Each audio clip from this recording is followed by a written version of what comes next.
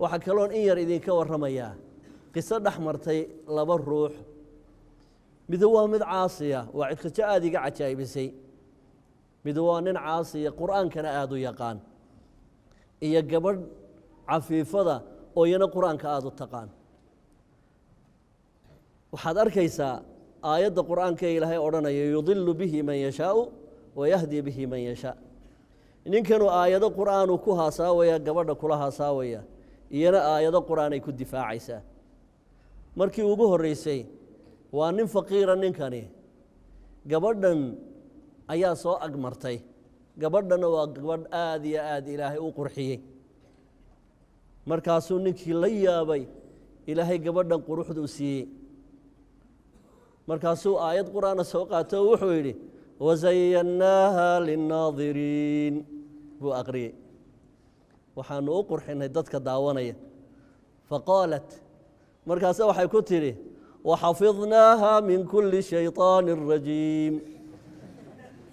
shayطaan kastoo rajiima ilaahay waa ka ilaaliyey markaasuu yidhi bal hiya fitnat walaakina akarahum laa yaclamuun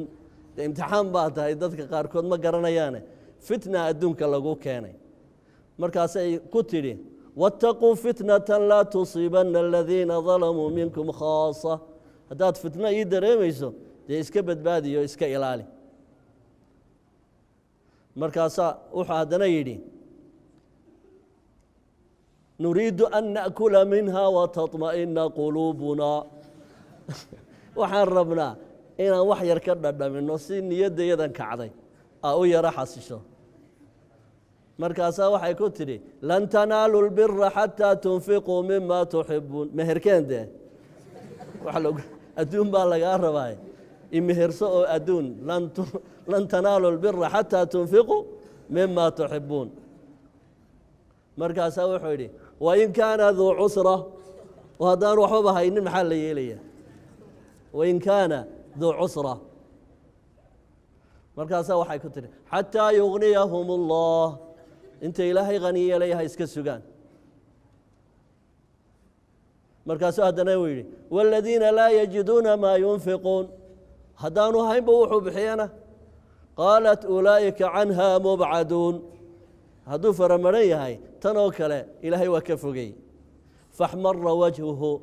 qadiiba waqaala alaa lacnat اllahi calىa nisaaءi اlardi ajmaciin ilaahay lacnadiisu dumarka dunidao dhan ha ku dhacdo faajaabatu lidakari midlu xadi اlunhayayn ayay iyana ugu jawaabtay marka waa laba ruux way sheekaysanayaan waaxid wuxuu ku asaawayaa qur-aankii midna qur-aankii buu isku difaacaya labadaasiba dee way halkay kala joogaan waa dareemaysaa marka qisaska horta ku saabsan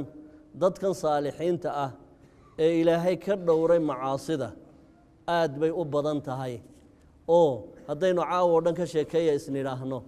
ee ka dhammaan mayno waxayse aan intaa u soo qaatay dadkii aan nebiyaalka ahayni siday macaasida uga dhowrsan jireen iyo marka ilaahay uu ka ilaaliyey ifkaba sida ilaahay ugu gargaaray tabaaraka wa tacaala ay ugu liibaaneen iyagoo nebiyaal ahayn maantana wakhtigan lagu jiro waa wakhti alfitna weliba zamankiinani dadka ku soo beegmee dhallinyaradii waa dad aad iyo aad u nasiib daran aad iyo aad u ayaan daran ilaa man raximahu اllah nin ilaahay u naxariistay mooyaane nin kalena ka badbaadi kari maayo oo waxay ka dhigan tahay ruux intaad biyo ku riday badweyn aad tidhiyay barbiyihi ku taabanin macquul mayet badweyn buu ku dhex jiraa haddana waxaad